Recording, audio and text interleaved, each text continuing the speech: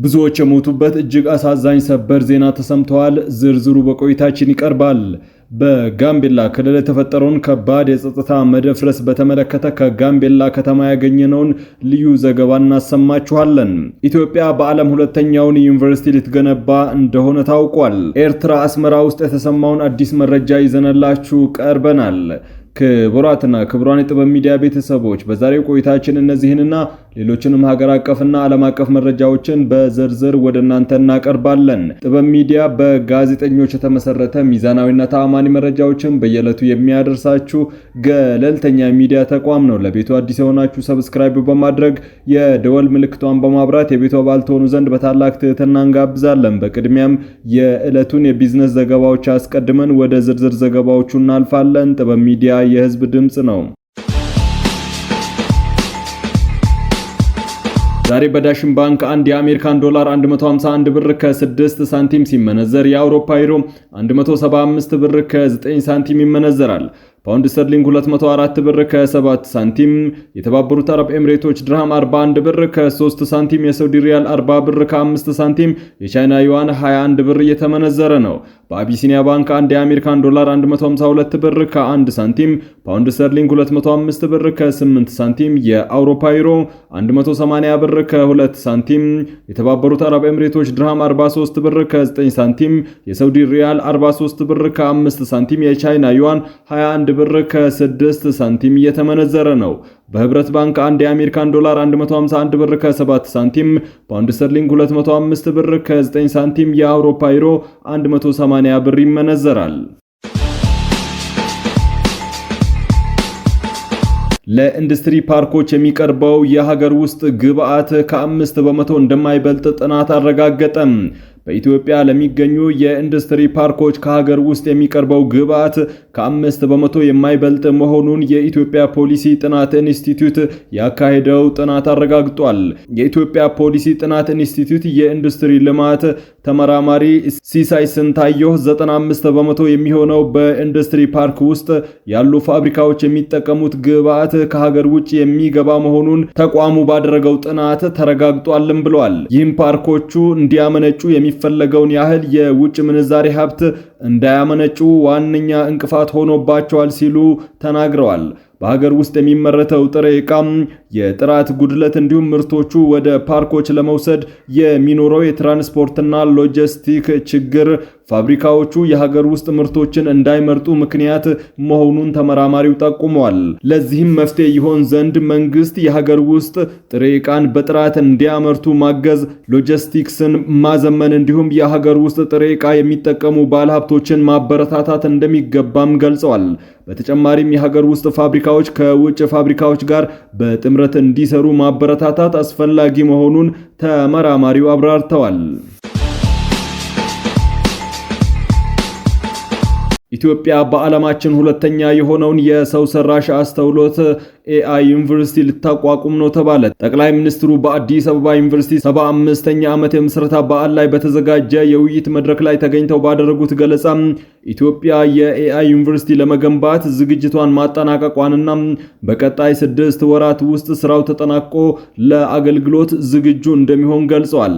በአሁኑ ወቅት በዓለም አቀፍ ደረጃ በሰው ሰራሽ አስተውሎት ላይ ብቻ ትኩረት አድርጎ የተቋቋመ አንዱ ዩኒቨርሲቲ ብቻ መኖሩን የጠቀሱት ጠቅላይ ሚኒስትሩም የኢትዮጵያው ተቋም በዓለማችን ሁለተኛ እንደሚሆንም አስታውቀዋል። ዩኒቨርሲቲው እስካሁን 1000 የሚደርሱ ብቁ ተማሪዎችን የማስመረቅ አቅም እንዲኖረው መታቀዱን ገልጸዋል። ከነዚህም መካከል 100 የሚሆኑት ኢትዮጵያ ለአፍሪካውያን የምትሰጠው የነጻ ትምህርት ዕድል ተጠቃሚ እንደሚሆኑ አስረድተዋል። አያይዘውም ለእያንዳንዱ የአፍሪካ ሀገራት 2 የነጻ ትምህርት ዕድል እንደሚሰጥ ጠቁመዋል። ዩኒቨርሲቲው በጥራት ላይ ትኩረት እንደሚያደርግ የገለጹት ጠቅላይ ሚኒስትር አብይ አህመድ ከኢትዮጵያ ተማሪዎች መካከል በውድድር ከፍተኛ ውጤት የሚያመጡ ብቻ ተመርጠው እንደሚገቡ አመላክተዋል። ዩኒቨርሲቲው በዋናነት በሰው ሰራሽ አስተውሎት ኤአይ፣ በማሽን ለርኒንግ እና በሮቦቲክስ፣ በዳታ ማይኒንግ እና በኮምፒውተሮች ዘርፍ ላይ ብቻ ትኩረት አድርጎ በተግባር የተደገፈ ትምህርት ይሰጣልም ብለዋል።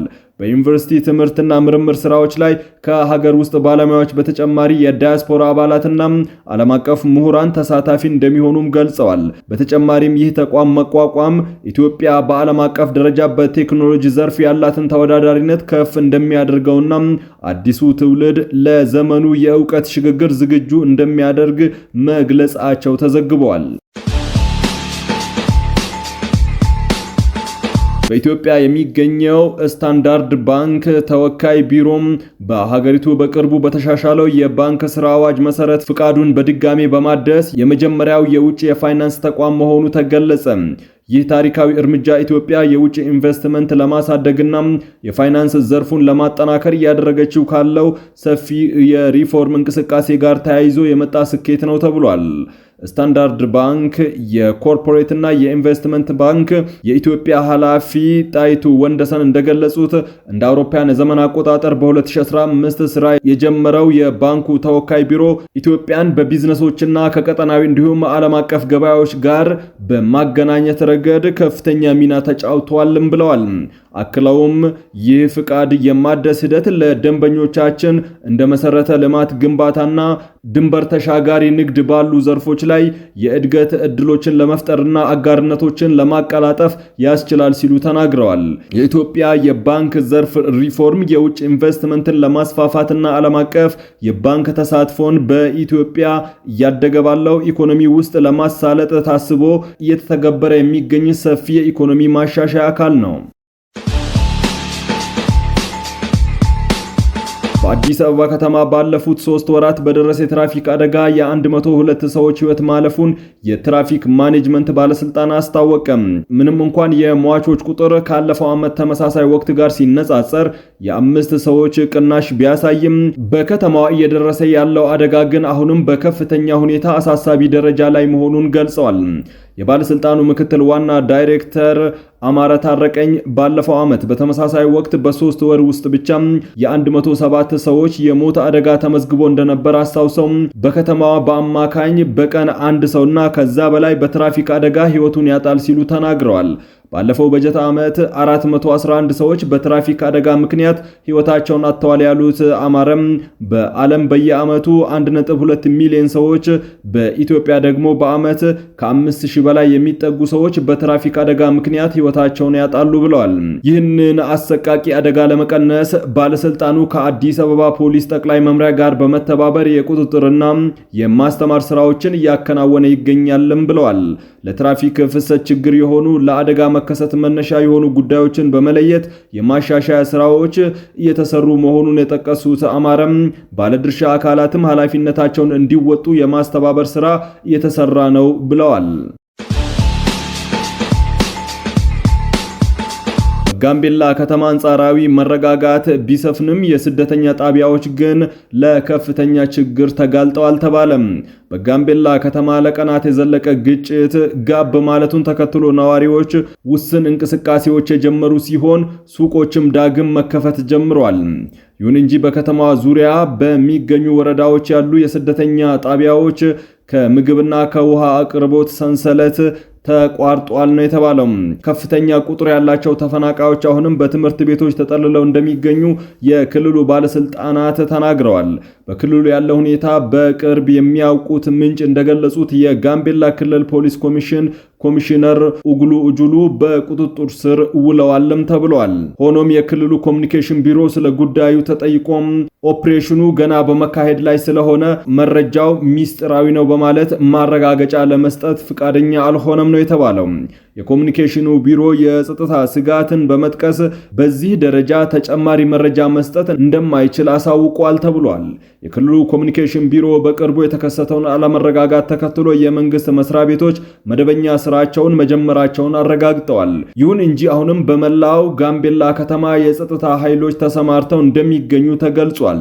ቢሮ አክሎም የመንግስት ሰራተኞች ወደ ስራ መመለሳቸውንና የከተማ ሁኔታ አንጻራዊ በሆነ መልኩ የተረጋጋ መሆኑን ገልጸዋል። የተባበሩት መንግስታት ከፍተኛ የስደተኛ ኮሚሽን በጋምቤላ ስደተኛ ጣቢያዎች ዙሪያ ያለውን የጸጥታ ሁኔታ አሁንም አስተማማኝ እንዳልሆነና በንጹሃን ዜጎች ላይ ጉዳት እየደረሰባቸው እንደሚገኝም ገልጿል። የተባበሩት መንግስታት ድርጅት የሰብአዊ መብት ኮሚሽን ከግጭቱ ጋር በተያያዘ የአንድ ስደተኛ ሕይወት ማለፉንና 5 ስደተኞች መቁሰላቸውን አረጋግጧል። ከዚህ መካከልም ታህሳስ 15 ቀን በቴርኬዲስ ስደተኛ ጣቢያ ታጣቂዎች ከቅርብ ርቀት በከፈቱት ተኩስ የቆሰሉ 2 ስደተኞች ይገኙበታልም ብለዋል። ኢሳያስ አፈወርቂ ከሱዳን ሚኒስትሮች ጋር በቀይ ባህር መረጋጋትና ቀጠናዊ ደህንነት ዙሪያ መከሩ። የኤርትራው ፕሬዝዳንት ኢሳያስ አፈወርቂ ከሱዳን የፋይናንስ ሚኒስትር ጅብሪል ኢብራሂም እና የማስታወቂያ ሚኒስትር ካሊድ አላይስ ጋር በትላንትናው ዕለት በቀይ ባህር መረጋጋትና በቀጠናዊ ደህንነት ጉዳዮች ዙሪያ መወያየታቸው ተገልጿል። በኤርትራ ገጠራማ መንደር አዲሃሎ በተካሄደው ውይይት የሁለቱ ሀገራት ጥቅምን ለማስከበርና በአፍሪካ ቀንድ ሰላምን ለማስፈን ቀጣይነት ያለው የፖለቲካ ቅንጅት አስፈላጊነት ላይ ትኩረት ማድረጉን ነው የሱዳን ዜና አገልግሎት የዘገበው። በተጨማሪም ውይይቱ የሁለቱ ሀገራት የሁለትዮሽ ግንኙነትን ከማጠናከር ባለፈም በተለያዩ ዘርፎች ትብብርን ማሳደግ በሚቻልባቸው መንገዶች ላይ በቀጠናዊና ዓለም አቀፍ ወቅታዊ ክስተቶች ላይ ምክክር መደረጉ ተመላክቷል። ኢትዮጵያ የባህር በር ለማግኘት ጥረት ማድረግ መቀጠሏን ተከትሎ ፕሬዝዳንት ኢሳያስ አፈወርቂ ከቀይ ባህር ዳርቻ ሀገራት ጋር ያላቸውን ግንኙነት ለማጠናከር እየሞከሩ ሲሆን በቅርቡም በሳውዲ አረቢያና በግብጽ ጉብኝት አድርገዋል። የኤርትራው መሪ ሀገራቸው ከሱዳን ጋር ያላቸውን ታሪካዊ ትስስርና ጸጥታ መረጋጋት ለማምጣት የሚደረገውን ጥረት እንደምትደግፍ ገልጸዋል።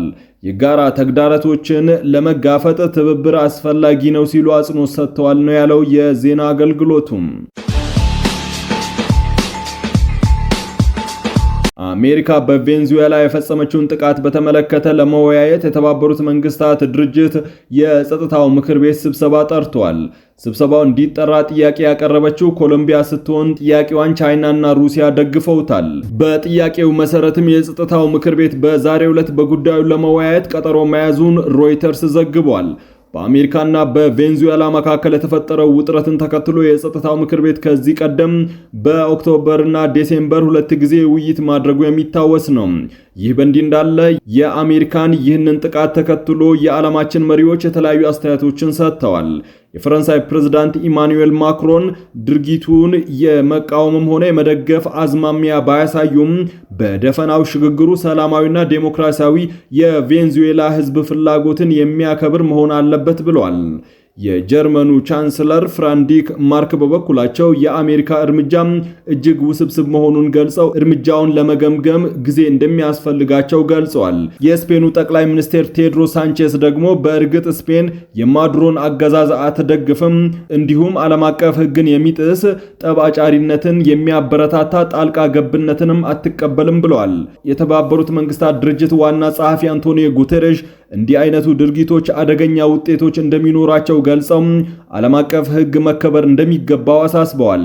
በሌላ በኩል የእስራኤል ጠቅላይ ሚኒስትር ቤንጃሚን ኔታንያሁ ፕሬዝዳንት ትራምፕ እንኳን ደስ አሎት ለነጻነትና ለፍትህ ሲሉ ላደረጉት ደፋርነትና ታሪካዊ አመራር አመሰግናለሁ ብለዋል። ክቡራትና ክቡራን የጥበብ ሚዲያ ቤተሰቦች ለሰዓቱ የመራረጥናቸው ሀገር አቀፍ ቀጠናዊና ዓለም አቀፍ መረጃዎቻችን በዚህ አብቅተዋል። ከኛ ጋር በመሆን መረጃን ከጥበብ ስለተከታተላችሁ ከልብ እናመሰግናለን። ለቤቱ አዲስ የሆናችሁ ሰብስክራይብ በማድረግ የደወል ምልክቷን በማብራት የቤቱ አባል ትሆኑ ዘንድ በታላቅ ትህትና ጋብዘን ተሰናበትን። ሰላም።